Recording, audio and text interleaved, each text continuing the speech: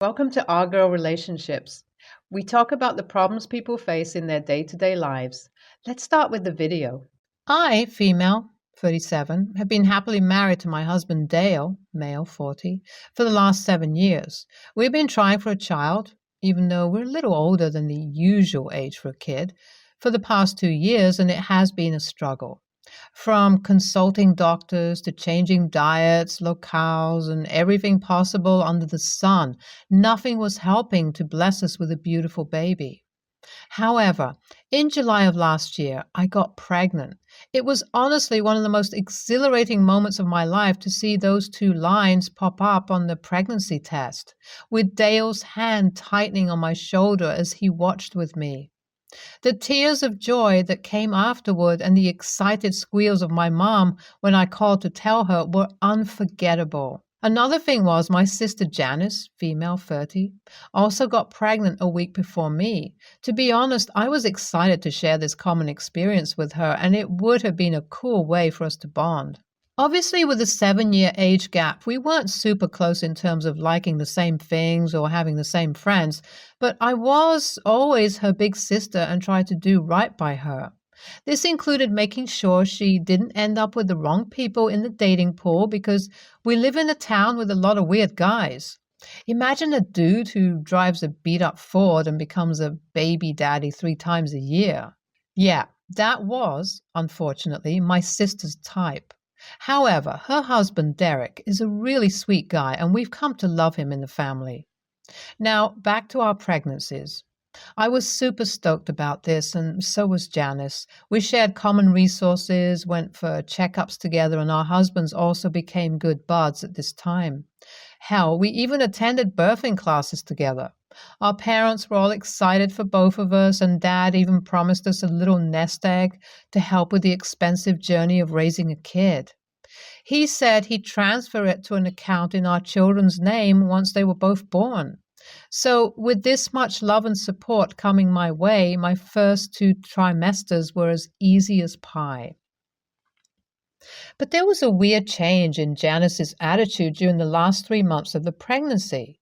She got distant from me, and even Derek told me that she had been really closed off and was often going out alone to the mall for alone time, saying she was feeling suffocated at home.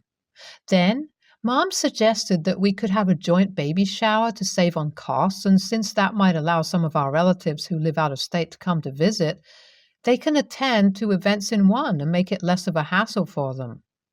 I love this idea, and to be honest, maybe it would help Janice feel less distant from us again. We had gone over to my parents for a Sunday roast along with Janice and Derek, and that's when Mom suggested the idea to Janice. However, she immediately shot it down, much to our shock. After that, things got awkward, and I and Mom were really hurt, so dinner didn't go very well.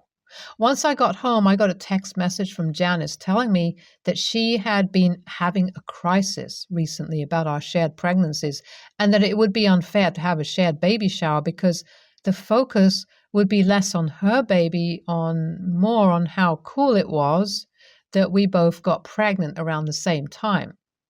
She also made a few points about how it might be weird to receive and open gifts next to each other, and that might lead to jealousy or ugly feelings. This may come from the fact that I do have a few extravagantly rich friends, and they tend to be a bit tone deaf with giving gifts. Once I received a $3,000 makeup kit for my birthday, and when that spread through the grapevine, Janice got a little upset about it, even though she knows she shouldn't be. So when I got those messages, I did understand why she felt that way. I texted back saying that I am cool with that, and I also thanked her for giving us a valid reason. I explained her perspective to Mom as well to make sure she doesn't make a mountain out of a molehill through Janice's behavior today. Well, a week after that, Dale casually mentioned to me that Janice's baby shower was happening in 2 days. Derek had mentioned it offhand and had even shared an online mood board with Dale to help us out with ours. He said Janice had made it to have the perfect baby shower. On the mood board, there was a link to the guest list, and I wasn't even on it. When Dale had mentioned it to me, I simply thought Janice forgot to send out my invite or something along those lines. But when I was going through the guest list, it was clear she didn't want me there at all. Never mind not having a shared baby shower, she didn't even invite me. While I was fuming over this, I noticed someone's name on the guest list, which made me raise my eyebrows to the damn sky. There was Janice's ex-boyfriend, Tyler. This dude nearly ruined my little sister's life back when she was a teenager. Imagine your typical deadbeat add a dash of crime and a pinch of stupidity, and you have Tyler. Their relationship was really very toxic back in the past, and it went on for nearly a year before the family staged an intervention for Janice, asking, begging and pleading, her to break it off. It did work, but I know for a fact that the scumbag still follows my sister on her socials. Yeah, that's the dude who was suddenly invited to Janice's party. A bunch of alarm bells was ringing in my head, and I called Derek to ask whether he had taken a look at the guest list. He sheepishly told me, yeah, I know, OP, I wanted to invite you too. But at this point, that was the last thing on my mind. Brushing that off, I asked him whether he knew about Tyler, and he replied, oh, yep. Janice said they were buddies in high school, and she recently caught up with him and wanted to find out what he'd been up to. I don't know the guy too well, but any friend of Janice is a friend of mine. Oh man, it was all making sense now. The sudden switch from being excited about our shared pregnancy to this just meant one thing. She didn't want me to know that Tyler was invited. Even worse, it turned out that she hadn't told Derek her full story with Tyler either. Without going into too many details, this guy had nearly gotten Janice arrested not once, but multiple times. Like literally a few weeks after Janice broke it off with him, he was arrested for stealing somebody's Challenger and taking it on a joyride. But according to Derek, he was just some nostalgic friend from the past. I asked Derek if I could talk to him in private and in person away from Janice. Like immediately.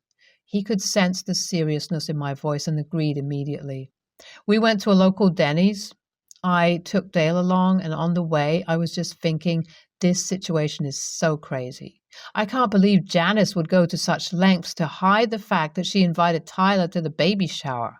I was genuinely worried that something worse might be underfoot as well, but my first job was to tell Derek about this. I love my sister, but it was just wrong to hide this from her husband. When we got there, I told Derek all about Janice's history with Tyler and why I thought it was weird for him to be invited. I also told him about my sneaking suspicion that the only reason I was uninvited was because of Tyler. It was heartbreaking to see his smile go away, and I could tell he was also really hurt by the fact Janice hid all of this from him. He told me to rest easy and that he would go back and confront Janice about the invite. On the drive back, I started feeling guilty about bringing this up in the first place. Was I overthinking about Tyler being invited to the baby shower? Maybe he was a changed man and Janice was just too embarrassed to tell Derek about her past. In fact, was it even my place to tell Derek? Ugh, it's been killing me all evening, so I needed to ask you, Reddit, AITA? Update 1. Wow, this post blew up, and I just wanted to update you guys with everything that's happened so far. After Derek went back, he confronted Janice about Tyler and all the new information he had. She did admit to lying about who Tyler was, but promised he was a changed person now, and she had only been talking to him for the last year or so, since he messaged her again on Facebook. Now, when I heard that, my mind was at ease and I felt really stupid for being so worried about Tyler being back in her life. But on the day of Janice's baby shower, I still didn't go out of respect for Janice's wishes, despite the fact that they were kind of shaky now that I knew the real reason. I got a text from one of our relatives who had been invited asking me to come over right now and fix this. So I drove over, and what do I see? A very drunk Tyler stumbling around the event and knocks over gifts, mumbling something about stepping up for the little guy. Those alarm bells were back, and it was very clear that Janice had only told us a half truth.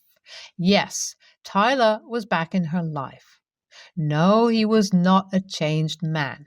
Derek and I basically kicked him out of the event, and Janice was left pale-faced. The baby shower had to be cut short, and Derek asked me to leave so he could speak to Janice. I just got home, and I'm really worried about their relationship. Update 2. It was the next day, and the worst possible thing came to light. Janice was cheating on Derek with Tyler. I was heartbroken, and as much as I love my sister, this isn't something I could forgive. Even worse, there's a chance that the kid is Tyler's. All of those times she wanted alone time during her last trimester, she had been visiting Tyler to figure out how to solve all of this.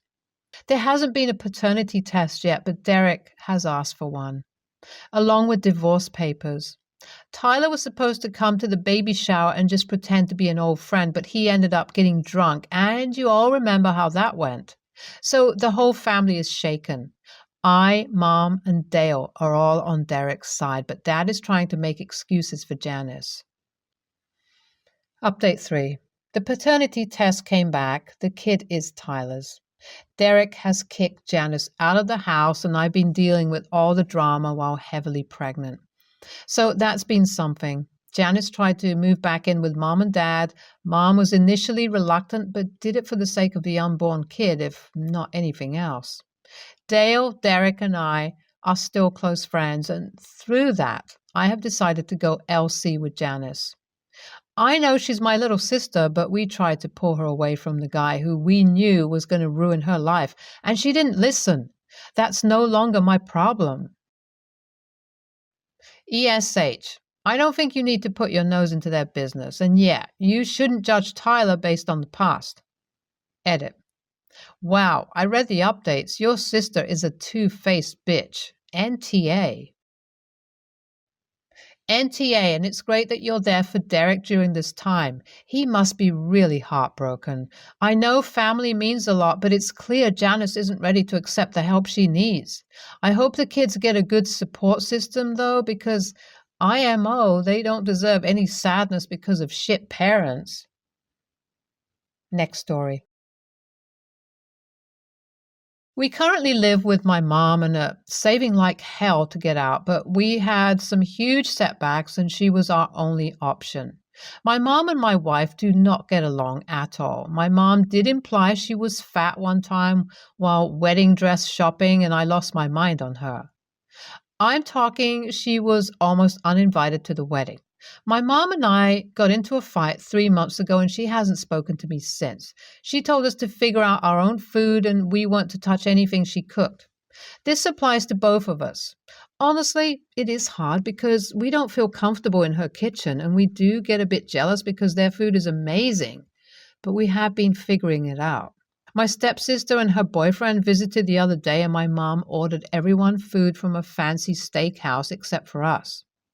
I know my wife was pissy about that, and I totally get it.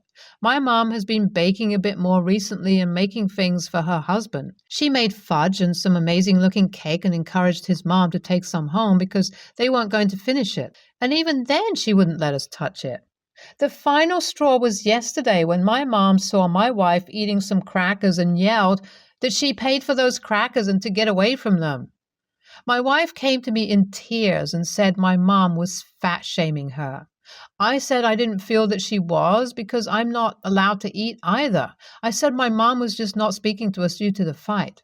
My wife argued that she purposely brought sweets around and offered them to everyone, but she is fat-shaming. But I said my mom is allowed to eat what she wants and is currently ignoring us, so I really don't think it is about weight. Now my wife is mad at me. Edit. About the fight. On my mom's birthday, she had people over, and I came home and was going to go straight to my room. My aunt gave me the attitude about how I should stay and socialize. I asked my mom if that was what she wanted, and she said no.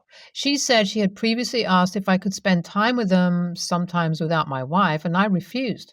I'm talking about times when she has her husband and everyone else has someone. So she doesn't want to spend any special occasions with me again.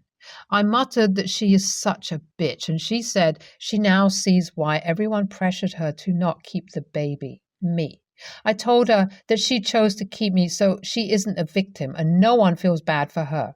And she started yelling about how if she could have predicted this, she wouldn't have kept me. This has zero to do with your wife's weight. It has to do with your mother not wanting to pay for your food.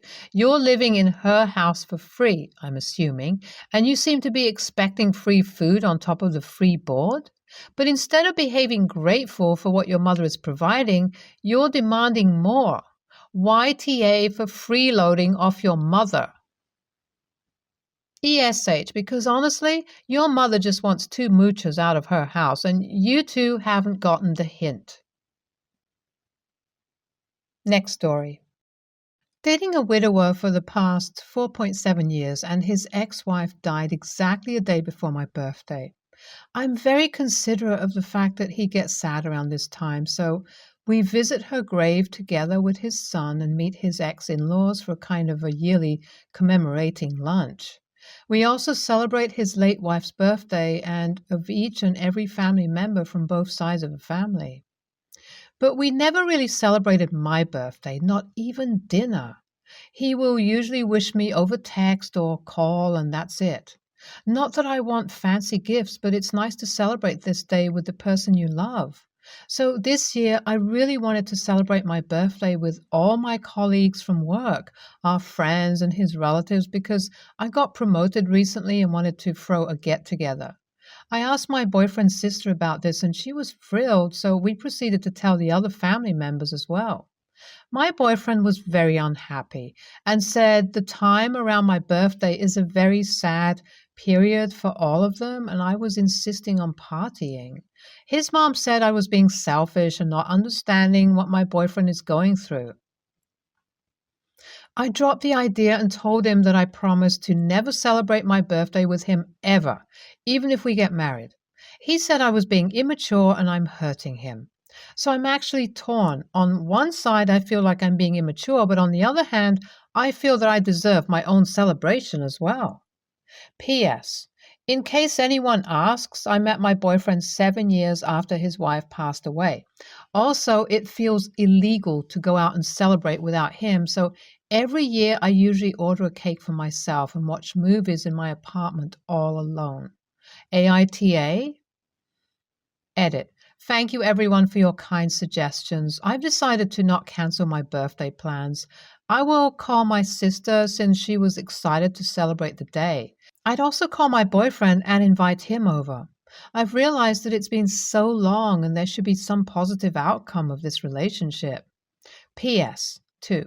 Another thing which I didn't add was our cultural difference. He's American and I'm Asian.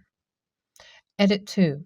A lot of things happened in the last 3 hours. I was going through all your supportive comments, and somewhere it just enraged me so much. You guys are correct. I'm the doormat.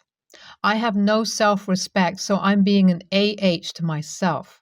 I texted him around 8:30 saying I think we need to break up since I was suffocating in this relationship. He didn't reply and came straight to my apartment an hour later while crying nonstop. He said what will happen to him if I leave him.